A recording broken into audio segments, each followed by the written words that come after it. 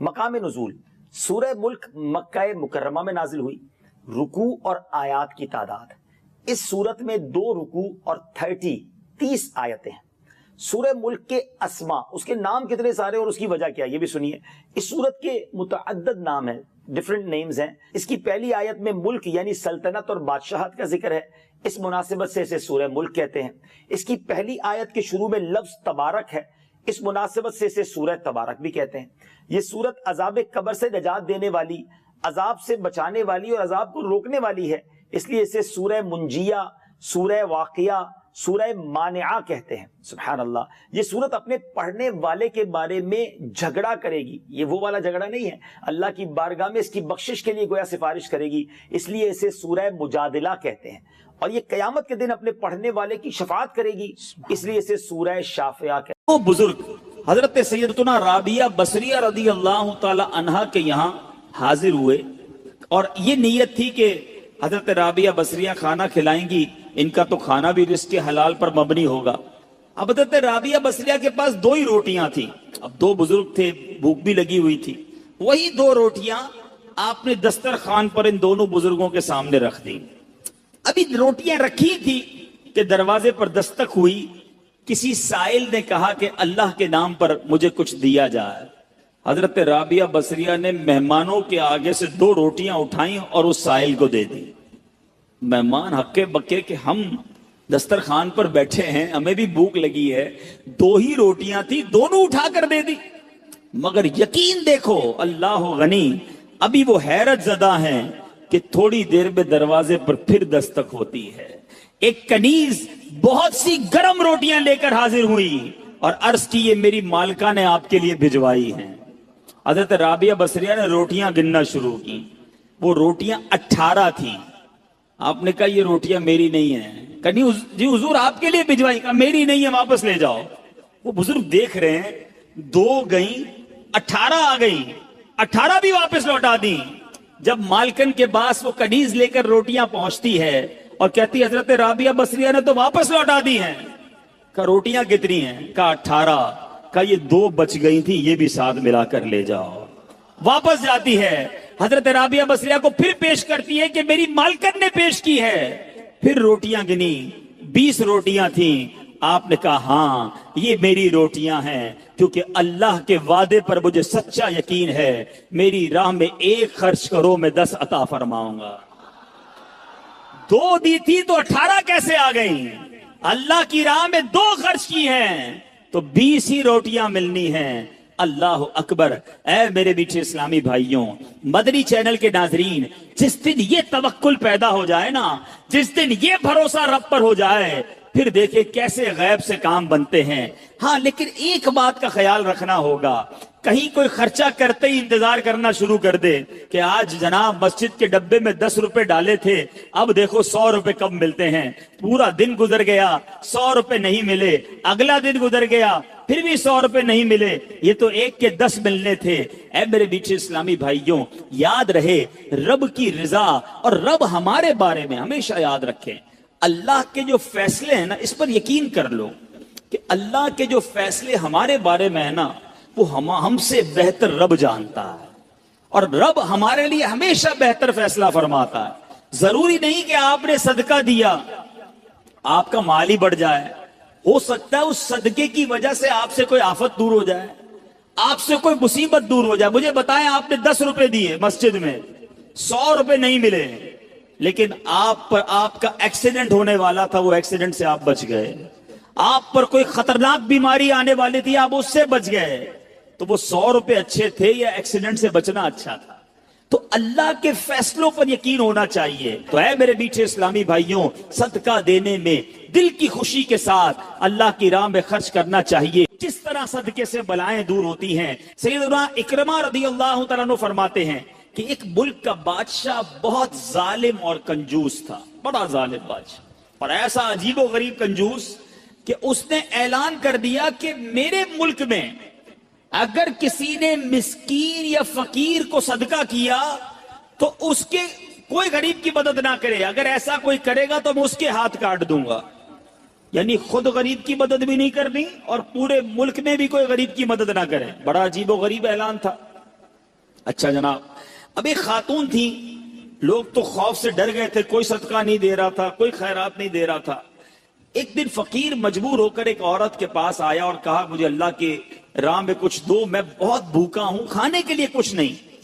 وہ عورت نے بھی بادشاہ کا اعلان سنا ہوا تھا، وہ بھی ڈری ہوئی تھی، اس نے بھی صدقہ دینے سے اس نے سوچا کہ صدقہ دوں گی تو میرے بھی ہاتھ کٹ جائیں گے، لیکن فقیر نے کہا مجھے اللہ عز و جل کی رضا کی خاطر کچھ تو کھانے کو دے دو۔ وہ التجا کرتا رہا، آخر اس عورت کے دل میں رحم آ گیا، اس عورت نے اس فقیر کو صدقہ دے دیا، کھانے کو دے دیا۔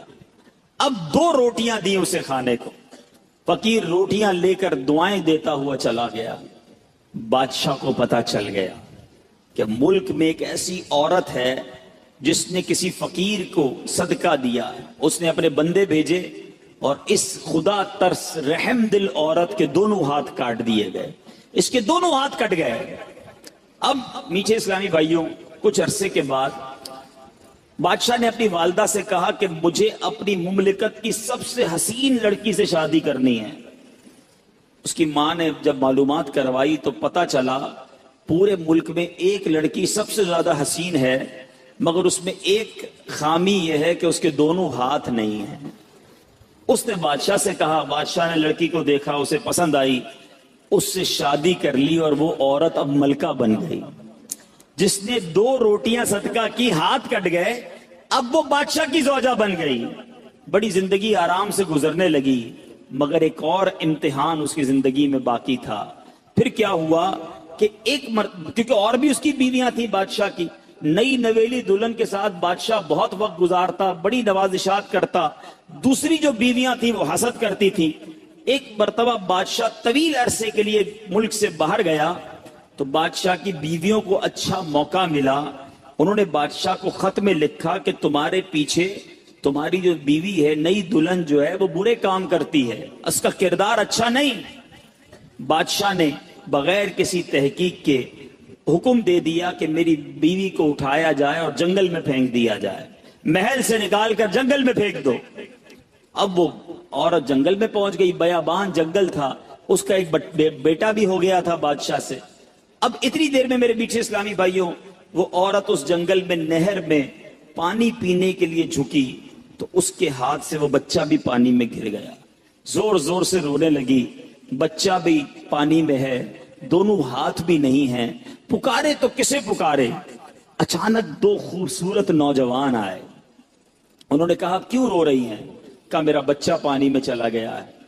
اس نے فوراً، اس نوجوان نے آگے جا کر اس بچے کو پانی سے نکالا، کہا اور آپ کو کچھ چاہیے تو بتائیے، کوئی اور آپ کی خواہش ہو تو بتائیے، کچھ اور آپ دعا کرنا چاہیں تو۔ اس عورت نے کہا کہ میرے ہاتھ مجھے واپس مل جائیں۔ ان نوجوانوں نے دعا کی، اللہ تعالیٰ نے دونوں ہاتھ بھی اسے واپس کر دیے۔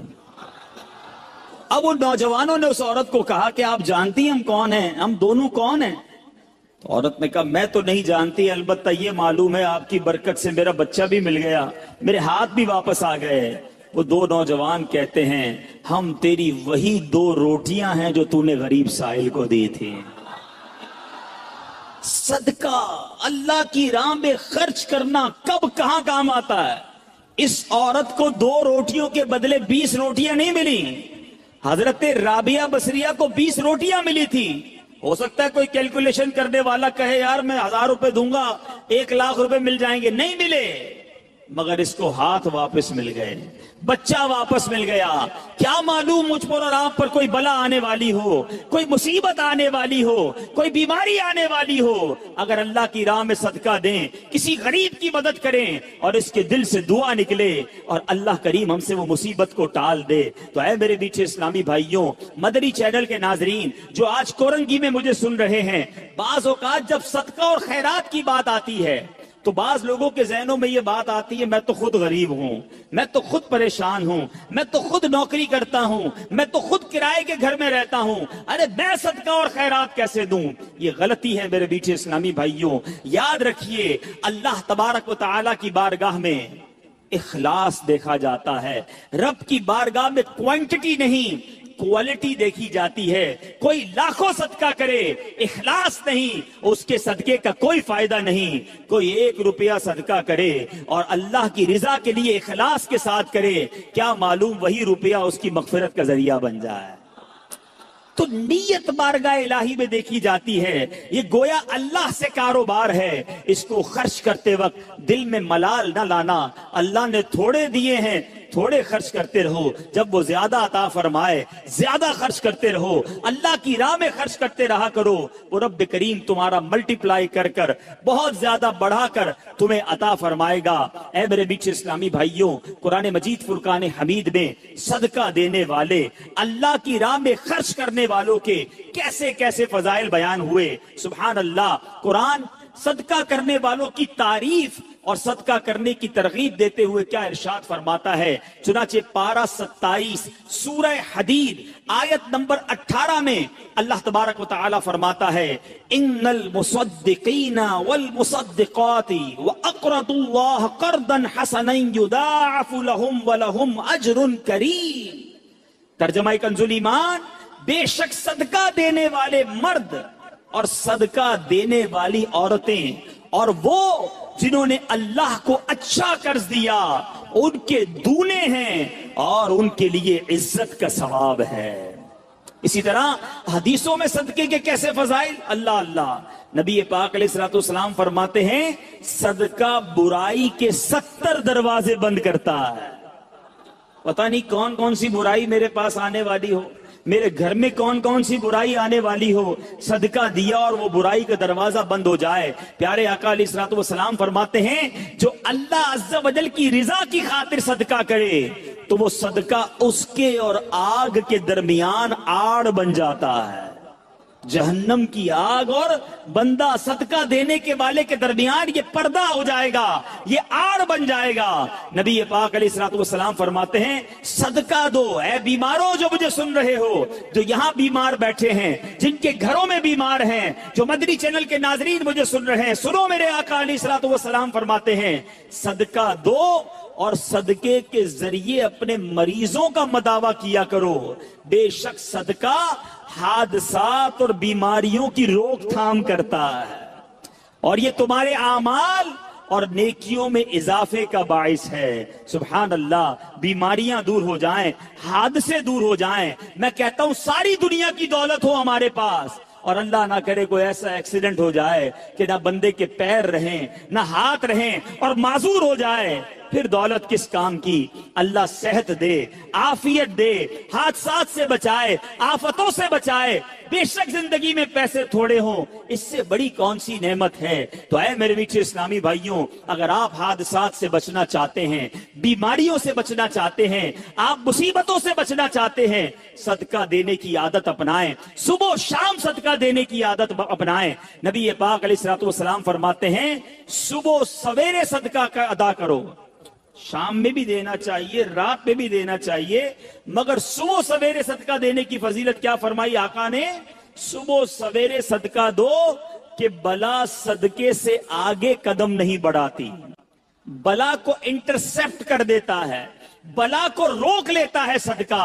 हमें सदका देना चाहिए। ऐ मेरे बीच इस्लामी भाइयों, अब किस तरह आफतें दूर होती हैं, इस कदर वाकयात हैं कि ईमान ताजा हो जाता है।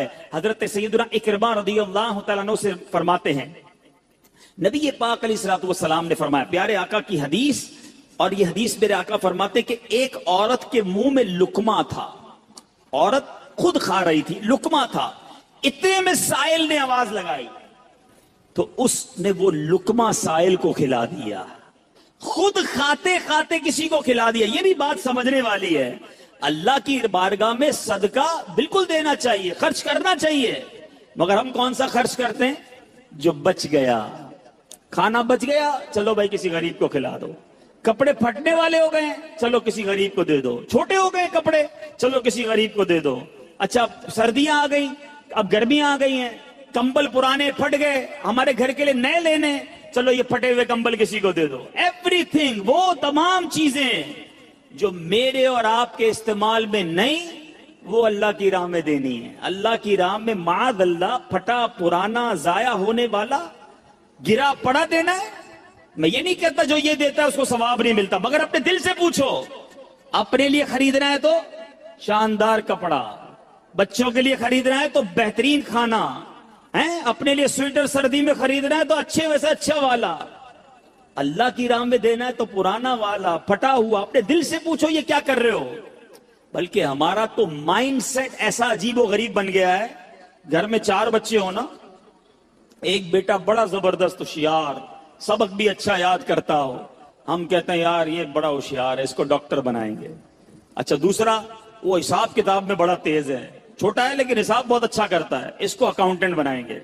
اچھا تیسرا، وہ گھر کے سارے پرزے ورزے خود ہی ٹھیک کر لیتا ہے، اپنے کھلونے بھی ٹھیک کر لیتا ہے، بڑا دماغ چلتا ہے اس کا، اس کو انجینئر بنائیں گے۔ اچھا جناب، چوتھے کی زبان تھوڑی سی اٹکتی ہے، بہت شرارتی ہے، کچھ بھی سبق یاد نہیں کرتا، پیر بھی لنگڑاتا ہے اس کا، تھوڑا سا معذور بھی ہے، اس کا کیا کریں گے؟ یہ مدرسے میں دے دو۔ اب اپنے آپ سے پوچھو، اپنے گھر کا بہترین بچہ نہیں، بچہ بھی وہ مدرسے میں دینا ہے جو ہمارے کسی کام کا نہیں ہے۔ پھر ہم کہتے ہیں پتہ نہیں ہمارے علماء جو ہیں وہ زمانے کے مطابق بات نہیں کرتے، اس قدر جناب ہمارے علماء کے اندر ایجوکیشن نہیں ہے۔ آپ بتائیں نا، ہم نے کون سا را مٹیریل دیا مدرسے کو؟ ہم دیتے نا اپنے خاندان کا سب سے ذہین بچہ کہ بناؤ اس کو مفتی، یہ ساری دنیا میں جا کر دین کا ڈنکا بجائے گا، مگر ہم نے اپنا اچھا بچہ اپنے لیے سنبھال کے رکھنا ہے، جس بچے کا کوئی فائدہ نہیں، کوئی کام نہیں، اس کو مدرسے میں ڈال دو۔ ایسا نہیں ہونا چاہیے۔ اللہ کی راہ میں خرچ کرنے کی باری آتی ہے تو دل پر بوجھ کیوں ہوتا ہے؟ ارے دیا کس نے مجھے اور آپ کو؟ قرآن پاک کے 4 پارے کی پہلی آیت ہے، لن تنالوا البر حتى تنفقوا مما تحبون۔ قرآن کہتا ہے تم ہرگز بھلائی کو نہیں پہنچ سکتے جب تک اللہ کی راہ میں اپنی پیاری چیز خرچ نہ کرو۔ کون کرتا ہے پیاری چیز خرچ؟ ارے مزہ اسی میں۔ اس خاتون نے جو میرے آقا حدیث میں سنا رہا ہوں، اپنے منہ کا لقمہ نکال کر سائل کو دے دیا۔ ہم کہتے نہیں یار، پہلے میں کھا لوں پھر بچ جائے گا تو کسی کو کھلاؤں گا، پہلے میرا کام سیدھا ہو جائے، پہلے میں اپنا کام کر لوں، اس کی باری بعد میں آئے گی۔ ٹھیک ہے، جیسا دو گے ویسا ملے گا بھائی، اچھا دو گے، دل سے دو گے، اخلاص سے دو گے، اللہ کی رضا کے لیے دو گے، پھر دیکھو رب تمہیں کیا عطا فرماتا۔ اب سنو اس عورت کو کیا ملا، اپنا لقمہ نکال کر فقیر کو کھلا دیا، خود کھا رہی تھی۔ اب کیا ہوا، کچھ عرصے کے بعد اس عورت کے یہاں بچے کی ولادت ہوئی۔ میں اپنا واقعہ نہیں سنا رہا، حدیث سنا رہا ہوں۔ عورت کے یہاں بچے کی ولادت ہوئی۔ جب وہ کچھ بڑا ہوا تو اسے بھیڑیا اٹھا کر لے گیا۔ عورت اس بھیڑیے کے پیچھے بھاگتی رہی، پکارتی رہی، میرا بیٹا میرا بیٹا۔ اب اللہ تبارک و تعالیٰ نے ایک فرشتے کو حکم دیا کہ اس بھیڑیے کے پاس جاؤ، اس کے منہ سے اس عورت کا بچہ چھین کر عورت کے حوالے کر دو، اور اس کی ماں سے کہنا اللہ عز و جل نے تم پر سلام بھیجا ہے اور یہ لقمے کے بدلے لقمہ ہو گیا ہے۔ تم نے اپنے منہ سے لقمہ نکال کر میری راہ میں خرچ کیا تھا، تمہارے بچے کو بھیڑیے کے منہ سے نکال کر اللہ نے واپس عطا فرما دیا۔ یہ ہے صدقہ۔ مگر میں دوبارہ عرض کر رہا ہوں، صدقہ دیں خوش دلی کے ساتھ، اچھی نیتوں کے ساتھ۔ اس میں شیطان اس قدر مردود ہے، ایسا بکار، ایک تو ہم سے نیکی ہونے نہیں دیتا، نیکی ہو جائے تو بچنے نہیں دیتا، اب نیکی ہو گئی نا تو پیٹ میں گڑگڑ۔ اب بتاؤ کسی کو بھائی میں نے غریب کو 5,000 دیے ہیں، میں نے اس کی بچی کی شادی کرائی ہے، میں نے مسجد میں قالین بچھائے ہیں، آج کل بڑی گرمی تھی جناب، اللہ کا شکر ہے میں نے مسجد میں کولر لگا کر دیا۔ کیوں بتانا ہے سب کو؟ ذرا صدقہ کیا اب سب کو بتانا ہے۔ اعلان کرواتے ہیں امام صاحب، اب امام صاحب نہیں ہے ورنہ وہ بتاتے کہ خاص طور پر پرچی آئے گی کہ فلاں حاجی صاحب کے لیے خاص دعا کریں، مسجد کے لیے 5,000 روپے دیے ہیں، مسجد کے لیے پنکھا لگا کر دیا ہے، مسجد کے لیے کولر لگا کے دیا۔ کیوں میرا اور آپ کا دل چاہتا ہے کہ میرا خاص اعلان ہونا چاہیے، میرے نام لے کر بتائیں لوگوں کو کہ میں نے یہ خرچہ کیا ہے۔ اپنے آپ سے پوچھو، یہ اللہ کے لیے خرچ کر رہے ہو یا لوگوں کو بتانے کے لیے کر رہے ہو؟ اے میرے میٹھے اسلامی بھائیوں اور مدنی چینل کے ناظرین، یاد رکھیے، صدقہ دینا، محتاجوں کی مدد کرنا، ان کی خیر خواہی کرنا، یہ اللہ عز و جل کو اس قدر پسند ہے کہ جو مسلمان اخلاص کے ساتھ، دیکھیں یہ ایک شرط ضرور ہے اخلاص ہونا ضروری ہے، اللہ کی رضا کی نیت ہونا ضروری ہے. دکھلاوا، واہ واہ، نام ہو جائے یا کسی کو صدقہ دے کر احسان جتائے، یہ تو الٹا ظلم ہے. یاد رکھیے یہ بہت بڑی غلطی لوگ کرتے ہیں. بلکہ قرآن کہتا ہے اے ایمان والو اپنے صدقات کو ضائع مت کرو، احسان جتا کر، تکلیف دے کر. اب یہاں کسی کو پیسے دیے، الٹا پھر اس کو یاد دلاتے، یاد ہے نا تمہیں نوکری لگائی تھی، یاد ہے نا تمہیں جناب میں نے قرضہ دیا تھا، وہ دن بھولے تو نہیں جب بچے کی شادی کروائی تھی. کتنا ذلیل ہوتا ہوگا شخص، کتنا دل دکھتا ہوگا اس کا. تو ذرا غور کیجئے میٹھے اسلامی بھائیوں، کبھی بھی کسی کی مدد کریں احسان نہیں جتانا، اللہ کے لیے، اللہ کی رضا کے لیے کام کیا تو اخلاص کے ساتھ جو لوگوں کے دل خوش کرتے ہیں، سبحان اللہ، تو اللہ تبارک و تعالیٰ وہ ایسے بندے کو محتاجی کے باوجود کسی کے آگے شرمندہ نہیں ہونے دیتا، بلکہ اس کی سوچ سے بڑھ کر نوازتا. بعض اوقات کچھ لوگ صدقہ دیتے وقت، خیرات دیتے وقت، اللہ کی راہ میں خرچ کرتے وقت یہ سوچتے ہیں کہ دوسروں کو دے دیں گے تو ہمارا کیا ہوگا، ہمارے کام کیسے بنیں گے، سب کو بانٹ دیں گے تو ہمارے رزق کا کیا ہوگا. غور سے سنیے، حضرت سیدتنا اسماء رضی اللہ تعالی عنہا فرماتی ہیں نبی پاک علیہ الصلوۃ والسلام نے مجھ سے ارشاد فرمایا صدقہ و خیرات مت روکو. سنیے، صدقہ و خیرات مت روکو کہیں تمہارا رزق نہ روک دیا جائے. جو لوگ بعض اوقات تنگی کا شکار ہوتے ہیں نا، وہ چیک کریں کہ یار میں نے صدقہ خیرات دینا تو نہیں روک دیا، میں نے اللہ کی راہ میں خرچ کرنا تو نہیں روک دیا. یہ خرچ کرنا ہی ملٹیپلائی کر کے واپس لاتا ہے. ایک اور روایت میں آتا ہے گن گن کر خرچ نہ کرو ورنہ وہ رب کریم بھی تمہیں گن گن کر عطا فرمائے گا.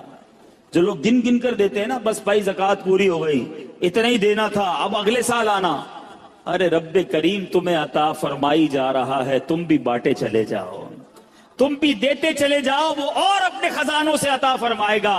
اے میرے بیچے اسلامی بھائیوں، سیدنا امام بدر الدین عینی رحمت اللہ تعالی علیہ، جو ابھی میں نے حدیث پڑھی کہ پیارے آقا علیہ الصلوۃ والسلام نے فرمایا صدقہ و خیرات مت روکو کہیں تمہارا رزق نہ روک دیا جائے.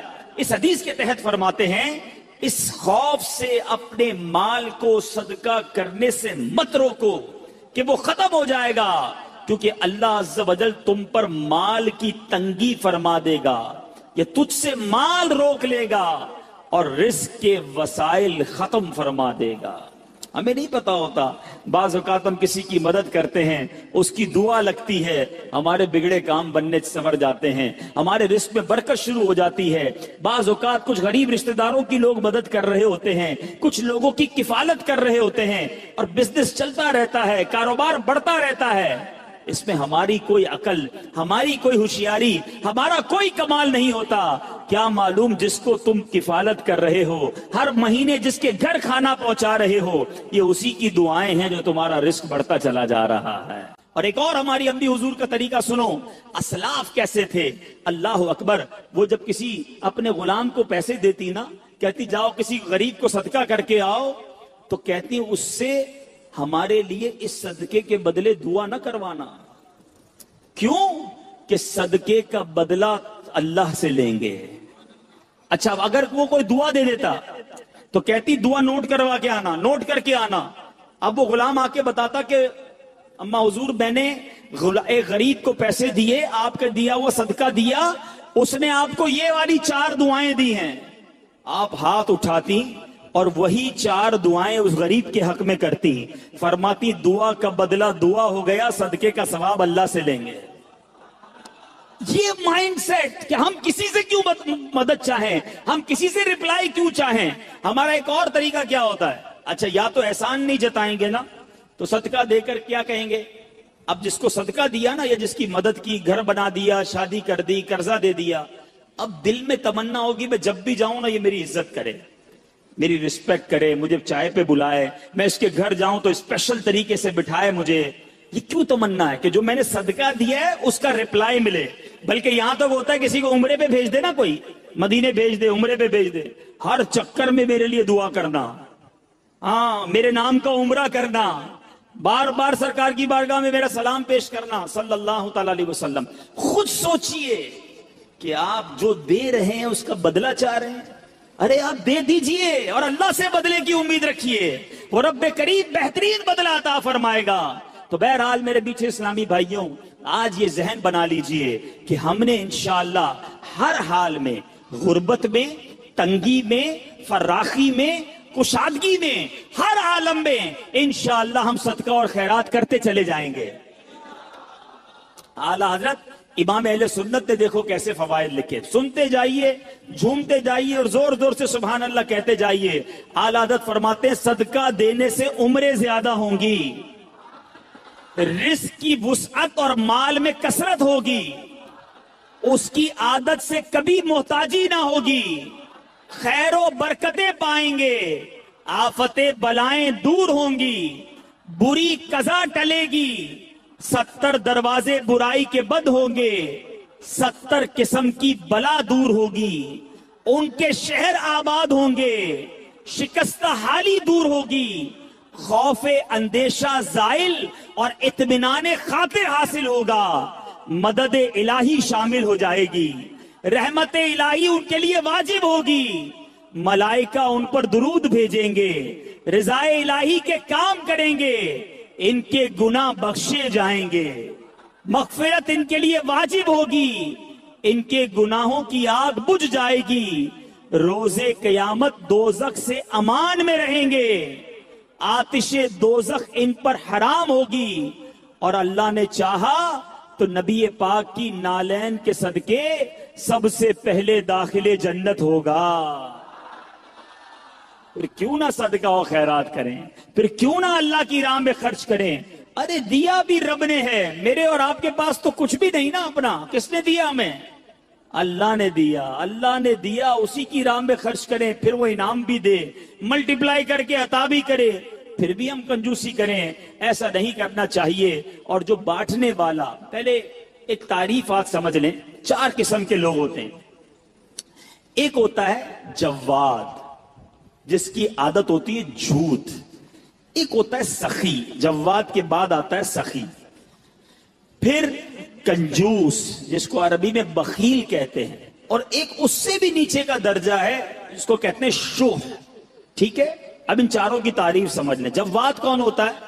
جواد وہ ہوتا ہے جو اپنی ذات پر خرچ نہ کرے، دوسروں پر خرچ کرتا رہے، اور ہمارے آقا جواد ہیں۔ نبی پاک اعلیٰ حضرت لکھتے ہیں نا، واہ کیا جود و کرم ہے شہ بطحا تیرا، نہیں سنتا ہی نہیں مانگنے والا تیرا۔ آقا بانٹتے بانٹتے بانٹتے، یہاں تک روایتوں میں لکھا کہ نبی پاک کے پاس کوئی ظاہری نعمت ہوتی، صحابہ آتے، نبی پاک بانٹتے رہتے، اب ظاہری نعمت ختم ہو گئی، اب کوئی سائل آ جاتا، آقا یہ نہ فرماتے میرے پاس ختم ہو گیا ہے، نہیں ہے، فرماتے جاؤ فلاں دکان سے میرے نام سے خرید لو، اس کو رقم میں ادا کر دوں گا۔ جواد، نہیں سنتا ہی نہیں مانگنے والا تیرا، اس وصف تک تو شاید ہم نہ پہنچ سکیں۔ اب آتے ہیں سخی۔ سخی کیا ہے؟ سخی کی تعریف یہ ہے جو اپنی ذات پر بھی خرچ کرے اور دوسروں پر بھی خرچ کرے، یہ بندے کو بننا چاہیے، سخی ہونا چاہیے۔ پھر آتے ہیں بخیل، کنجوس۔ کنجوس یہ جو اپنی ذات پر خرچ کرے، کسی اور پر خرچ نہ کرے، بس میں اپنا ہی کروں گا، کسی اور کا نہیں، زکوٰۃ بھی نہ دے، پورے صدقے بھی ادا نہ کرے، یہ ہے بخیل۔ اور چوتھا اس سے بھی گیا گزرا، وہ کون ہے؟ شح، عربی میں کہتے ہیں وہ شخص ہے، انگریزی میں اسے کہتے ہیں سٹنجی، مجھے اردو کا لفظ نہیں مل رہا، مکھی چوس کہہ لیں اس کو، واللہ عالم۔ وہ شخص ہے جو نہ اپنی ذات پہ خرچ کرے نہ کسی اور پر خرچ کرے۔ ایسے بھی ہوتے ہیں، خود بھی فقیر، اتنا پیسہ ہے، اپنے اوپر بھی خرچ نہیں کرنا، کپڑے بھی نہیں سلوانے، کھانے بھی نہیں پکانے، بچوں کو بھی نہیں دینا، باہر بھی نہیں دینا۔ ایسے لوگوں کے تو پھر بچے بھی انتظار کرتے ہیں کہ کب ابا جائیں گے دنیا سے تو پھر ہماری باری آئی۔ تو اللہ ہمیں بخیل اور شح ہونے سے بچائے، سخاوت کی نعمت عطا فرمائے۔ اب حدیث سناتا ہوں، یہ دونوں تعریفیں کیوں بیان کی؟ حدیث پاک سنیں گے تو آپ کو سمجھ آئے گا کہ سخاوت اللہ کو کتنا پسند ہے اور سخی اللہ کو کتنا پسند ہے۔ ان ابی ہریرہ قال قال رسول اللہ صلی اللہ علیہ وسلم السخی करीबुम मिनल्लाह, करीबुम मिनल जन्ना, करीबुम मिनन नास, बईदुम मिनन नार। सखी जो है वो तीन चीजों के करीब, एक से दूर होता है। आका फरमाते हैं सखी अल्लाह के करीब होता है, सखी जन्नत के करीब होता है, सखी लोगों के करीब होता है। हाँ, एक चीज से दूर होता है। नबी पाक फरमाते हैं बईदुम मिनन नार, वो दोज़ख से दूर होता है ना खुश नसीब। अब इसी हदीस का अगला हिस्सा सुनो। आका फरमाते हैं वल बखीलु बईदुम मिनल्लाह, अल्लाह से दूर, बईदुम मिनल जन्ना, जन्नत से भी दूर, बईदुम मिनन नास, वो लोगों से भी दूर होता है, करीबुम मिनन नार, वो जहन्नम के करीब होता है। अब गौर कीजिए क्या बनना है, सखी या बखील, कंजूस। आगे मेरे आका फरमाया जाहिल हो और सखी हो वो अल्लाह की बारगाह में मकबूल है, अफजल है। किससे? कि सखी हो, कंजूस हो मगर आबिद हो, इबादत गुजार है। एक तरफ जाहिल है मगर वो जाहिल सखी है, इबादत गुजार कंजूस है, वो अल्लाह को पसंद नहीं है। सखी है मगर जाहिल है, वो उसकी निस्बत अल्लाह की बारगाह में अफजल है। तो ऐ मेरे मीठे इस्लामी भाइयों, सखावत का वस्फ अपने अंदर रखिए। एक बड़ी प्यारी बात, किसी आलिम से पूछा गया कि ये बताइए कि सखावत बेहतर है या शुजाअत? बड़ा खूबसूरत सवाल है। सखावत तो समझ गए ना, अल्लाह की राह में खर्च करना। अपनी शुजाअत किसको कहते हैं? बहादुरी, बड़ा बंदा ताकतवर हो, बहादुर हो। सवाल किया गया सखावत बेहतर है या शुजाअत, मैं बहादुर बनूं या सखी बनूं? बड़ी कमाल का जवाब दिया। कहते हैं अल्लाह जिसे सखावत देना उसे शुजाअत की जरूरत ही नहीं होती है कि लोग खुद ब खुद सखी के सामने चित्त हो जाते हैं, सखी के प्यार करने वाले बन जाते हैं, उसकी मदद करने, उसको लड़ाई की जरूरत ही नहीं पड़ती, उसको ताकत की जरूरत ही नहीं पड़ती, उसकी सखावत ही उसके काम बना देती है। तो है मेरे मीठे इस्लामी भाइयों, अपने अंदर ये वस्फ पैदा करें। एक बहुत खूबसूरत हदीस पाक, बहुत जबरदस्त हम सब के लिए लेसन है। बांटते वक्त कभी भी दिल में ये ख्याल आए ना कि यार ये कह तो ठीक रहे, बांटना चाहिए, लेकिन मेरे पास अगर 10,000 हैं, मैं 2,000 दे दूंगा तो 8 ही रह गए ना, कम ही तो हो गए। ये कह रहे हैं बढ़ रहे, कम बढ़ कहाँ रहे, कम हो रहे हैं। अब मैं जितने भी देता जा रहा हूं मेरे तो जेब से भी कम हो रहे हैं, अकाउंट से भी कम हो रहे हैं, और मौलाना साहब कह रहे हैं बढ़ जाए हैं। आप सुनो मेरे आका की हदीस पाक, सुभान अल्लाह। अन आयशा रदियल्लाहु ताला अन्हा अन्नहुम ज़बहू शातन, बीबी आयशा फरमाती हैं कि अहले बैत ने बकरी ज़िबाह की। फ़क़ाल नबी सल्लल्लाहु अलैहि वसल्लम मा बकिया मिनहा, आका अलैहिस्सलाम ने फरमाया उसमें इस बकरी में से क्या बचा? अहले बैत ने बकरी ज़िबा की, तकसीम की। आका ने पूछा मा बकिया मिनहा, उसमें क्या बचा? कालत मा बकिया मिनहा इल्ला कतिफुहा, कहती हुजूर कांधे के सिवा कुछ नहीं बचा है, सब बांट दिया, बकरी का कंधा बच गया है। अल्लाह अकबर। नबी पाक फरमाते हैं बकिया कुल्लुहा गैरा कतिफिहा, आका फरमाते हैं ए आयशा कंधे के सिवा सब बच गया है। थोड़ी देर बाद समझ आएगी बात, मगर कमाल की बात की है मेरे आका ने। समझ आई बात? कांधे के सिवा कुछ नहीं बचा, बीबी आयशा ने कहा। नबी पाक फरमाते हैं ए आयशा कांधे के सिवा सब बच गया है, यानी जो बट गया है वो बच गया है, जितना बांटा है वही जमा हो गया आखिरत के अकाउंट में। तो एक बात ज़हन में रखो कि आज मैं और आप जो खर्च कर रहे हैं, जो अल्लाह की राह में दे रहे हैं, वो हम सब के आखिरत के अकाउंट में जमा हो रहा है, वो हम सबको इंशाअल्लाह वहां जाकर मिलेगा। ऐ मेरे मीठे इस्लामी भाइयों, सदका किस तरह हमारे जो है वो माल को बढ़ाता है। बहुत खूबसूरत बात मुफ्ती अहमद यार खान फरमाते हैं, ज़कात देने वाले की ज़कात हर साल बढ़ती रहती है। तजर्बा है कि किसान जो बीज खेत में फेंक कर आता, अब देखें ना, किसान अगर पूरी बोरी बीज की लेकर जाए, खेत में फेंक कर आ जाए, आप कहें यार कैसा जाहिल था, पूरी बोरी खाली करके आ गया। लेकिन अक्लमंद क्या कहेगा, आज बोरी खाली की है, कुछ दिनों के बाद ट्रक भरकर वापस आएगा। हैं? इसी तरह घर की जो है वो माल से जो सदका निकालते हैं, कुएं का पानी आपने देखा होगा, जितना कुएं से पानी निकाले वो भरता ही रहता है। وہ بڑھتا ہی رہتا ہے، کنواں خالی نہیں ہوتا. تو اللہ کی راہ میں خرچ کرنے والا یقین رکھے کہ انشاءاللہ مال میں بھی برکت ہوگی اور آخرت کے اکاؤنٹ میں بھی جمع ہو جائے گا.